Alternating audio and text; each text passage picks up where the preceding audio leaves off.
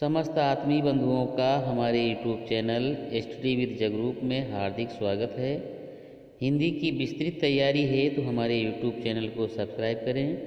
साथियों, आज हम आपकी सेवा में तुलसीदास द्वारा रचित भरत महिमा शीर्षक लेकर उपस्थित हुए हैं। तो आइए अब ज़्यादा देर न करते हुए पहले काव्यांश का सस्वर वाचन करेंगे, तत्पश्चात संदर्भ प्रसंग और उसकी व्याख्या को समझेंगे। चलत पाया देखात फल, पिता दीन तजिराजु, जात मनावन रघुबरहि, भरत सरिस को आजु।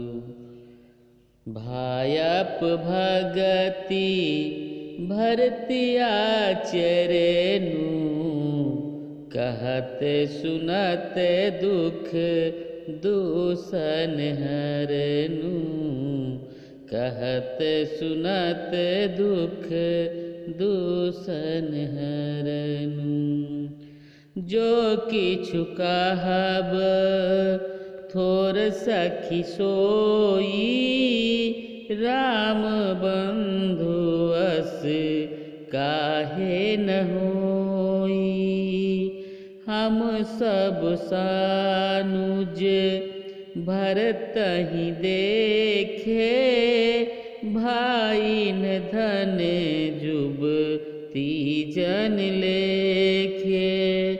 सुनि गुण देखी, सुनि गुण देखी, दशा पछिताहि,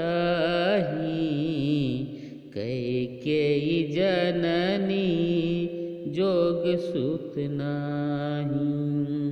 को कह दूषण रानी नाहिनी, विधि सब कीन्हे हमहि जोदाहिन। कहाँ हम लोक वेद विधिहीनी, लघुतिय कुल करुतुति मलिनी। बसहि कुदेश कुगाँव कुबामा, कहाँ यह दरसो पुण्य परिणामा।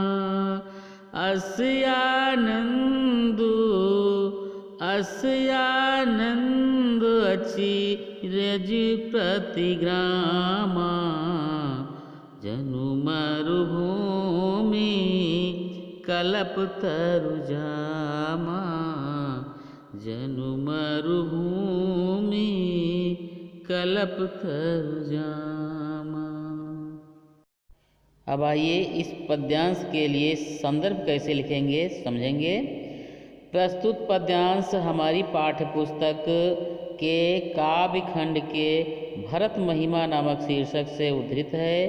यह गोस्वामी तुलसीदास द्वारा रचित रामचरितमानस के अयोध्या कांड का संकलित अंश है। अब इस पद्यांश का प्रसंग समझेंगे। भरत जी राम को मनाकर लौटा लाने के लिए चित्रकूट जा रहे हैं। इस दोहे में उनके संबंध में मार्ग में पड़ने वाले ग्रामों की स्त्रियों की प्रतिक्रिया वर्णित है। अब आइए इस पद्यांश की व्याख्या को समझते हैं। एक स्त्री अपनी सखियों से कहती है कि पिता के द्वारा दिए गए जिस राज्य पर भरत का पूर्ण अधिकार था, उसका परित्याग करके पैदल ही फलाहार करते हुए श्री राम जी को मनाने के लिए जा रहे हैं। इनके समान आज कौन है? अर्थात भरत जी के समान राम का अनुरागी, त्यागी और विरागी कौन है? यहाँ भरत के भ्रातृ स्नेह का सुंदर वर्णन प्रस्तुत हुआ है। अयोध्यावासियों की धारणा है कि भरत कैकेयी जैसी माता के पुत्र होने योग्य नहीं हैं। दोनों के चरित्र में बड़ा अंतर है। भरत का आचरण प्रेम, भक्ति और भाईचारे का आचरण है। इसका वर्णन करने और सुनने से सभी दुख दूर हो जाते हैं। भरत जी का जो श्री रामचंद्र के भाई हैं उनका आचरण तो ऐसा होगा ही। हे सखी, उनके संबंध में जो कुछ भी कहा जाए थोड़ा है। श्री रामचंद्र जी के भाई ऐसा क्यों ना हो।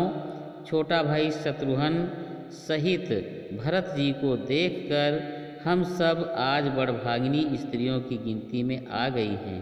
इस प्रकार भरत जी के गुण सुनकर और उनकी दशा देखकर स्त्रियां पछताती हैं और कहती हैं, यह पुत्र कैकेयी जैसी माता के योग्य नहीं है। कोई कहती है, इसमें रानी का भी दोष नहीं है, यह सब विधाता ने ही किया है जो हमारे अनुकूल है। कहाँ तो हम लोक और वेद दोनों की मर्यादा से हीन, कुल और करतूत दोनों से मलिन तुच्छ स्त्रियां हैं जो जंगली प्रांत और बुरे गांव में बसती हैं, और स्त्रियों में भी नीच स्त्रियां हैं। और कहाँ यह महान पुण्यों के परिणाम स्वरूप इनका दर्शन, ऐसा ही आनंद और आश्चर्य गांव-गांव में हो रहा है, मानो मरुभूमि में कल्प वृक्ष उग आया हो।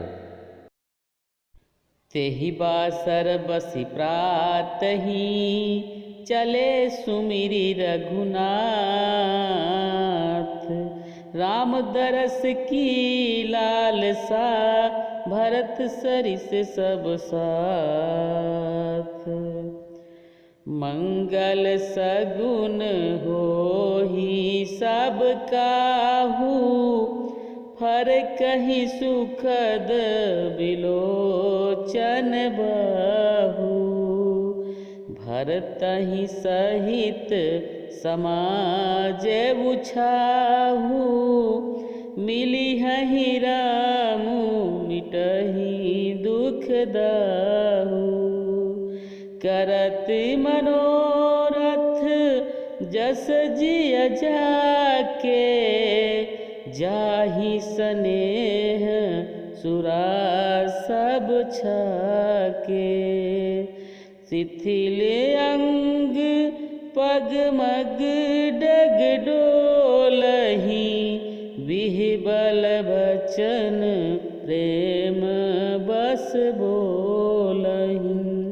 राम सखा तेहि समय दिखावा, शैल शिरोमणि सहज सुहावा। जासु समीप सहित पैतीरा, सिय समेत बसहि दो बीरा। देखी करहि सब दंड प्रणामा, कहि जय जनिक जीवन रामा। प्रेम मगन यस राज समाजू, जनु फिर अवध चले रघुराजू। भरत प्रेम तेहि समाय जस, तस कहि सकै न सेसु। कबि अगम जिमि ब्रह्म सुख, अहमम मलिन जनेसु। अब आइए इस पद्यांश का प्रसंग समझते हैं।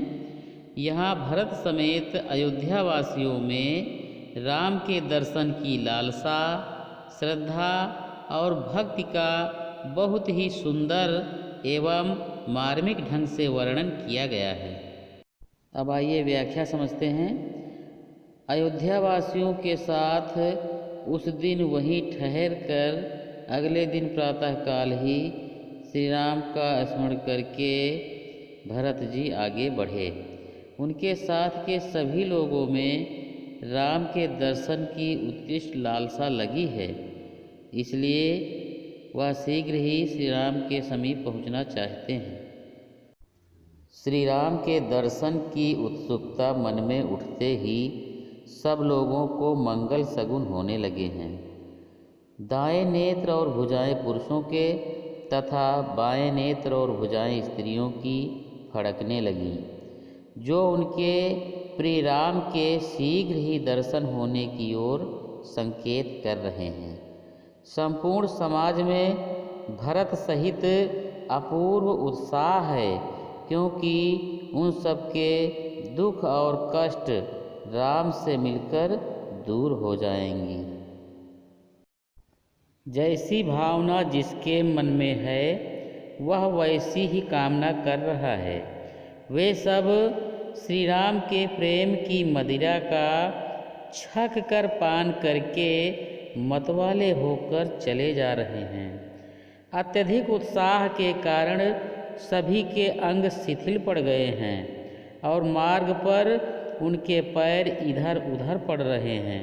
वे सब राम के प्रेम में विह्वल होकर केवल प्रेम पूर्ण वचन ही बोल रहे हैं।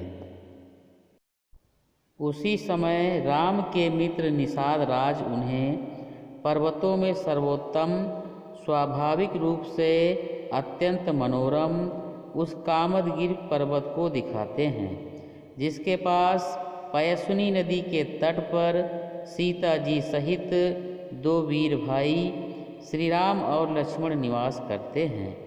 उस पर्वत को देखकर सबने जानकी जीवन राम की जय हो के नाद के साथ उसे दंडवत प्रणाम किया। वो सब राज समाज राम के प्रेम में ऐसा मग्न है मानो राम जी अयोध्या लौट चले हों। भरत जी के मन में उस समय जैसा प्रेम था उसका वर्णन 1000 मुख वाले शेषनाग भी नहीं कर सकते। मुझ कब के लिए फिर तो वह विषय वैसे ही अगम और दुष्प्राप्य है जैसे अहंकार और मोह माया से मलिन व्यक्ति के लिए ब्रह्मानंद। सकल स्नेह शिथिल रघुबर के गए कोस 2 दिन कर ढर के। जलु थलु देखी बसे निस बीते कीन्हे गवन रघुनाथ प्रीते। उहाँ राम रजनी अवशेषा जागे सिय सपन यस देखा। सहित समाजो भरत जनु आए नाथ वियोग ताप तन ताए। सकल मलिन मन दीन दुखारी देखी सासु आन अनुहारी। सुन सिय सपन भरे जल लोचन भये सोच बस सोच विमोचन। लखन सपन यह नीक न होई कठिन कुचाह सुनाई कोई। अस कही बंधु समेत नहाने पूजी पुरारी साधु सन्माने। सन्मानी सुर मुनि बंदी बैठे उत्तर दिश देखत भये। नभ धूरी खग मृग भूरी भागे बिकल प्रभु आश्रम गए। तुलसी उठे अवलोकी कारणु काहा चित सचकित रहे। सब समाचार की रात को लही आई तेहि अवसर कहे। सब समाचार कि रात को लही आई तेहि अवसर कहे। सुनत सुमंगल बैन मन प्रमोद तन पुलक भर। शरद सरोरुह नैन तुलसी भरे स्नेह जल। श्री राम के अत्यधिक स्नेह से शिथिल उस दिन भरत जी सूर्य के ढलने तक केवल 2 कोस की दूरी ही तय कर सके।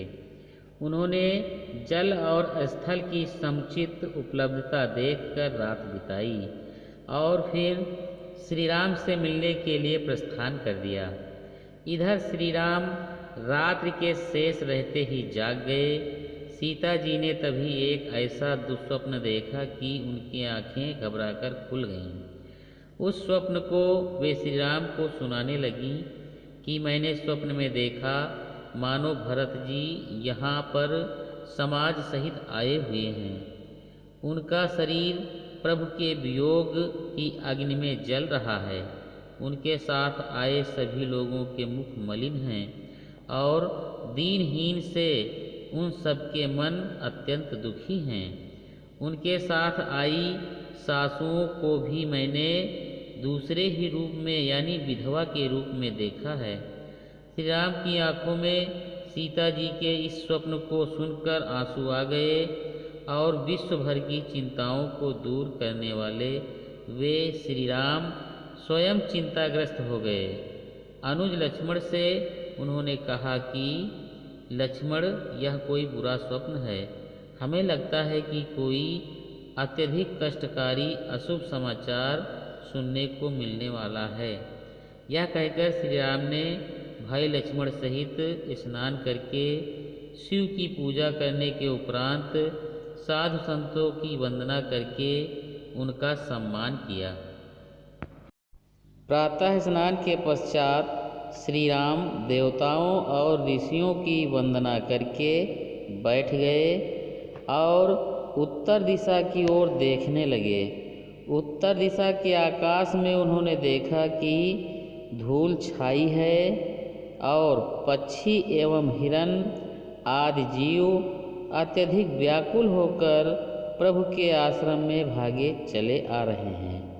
यह सब देखकर प्रभु राम इसका कारण जानने के लिए अपने स्थान से उठ खड़े हुए।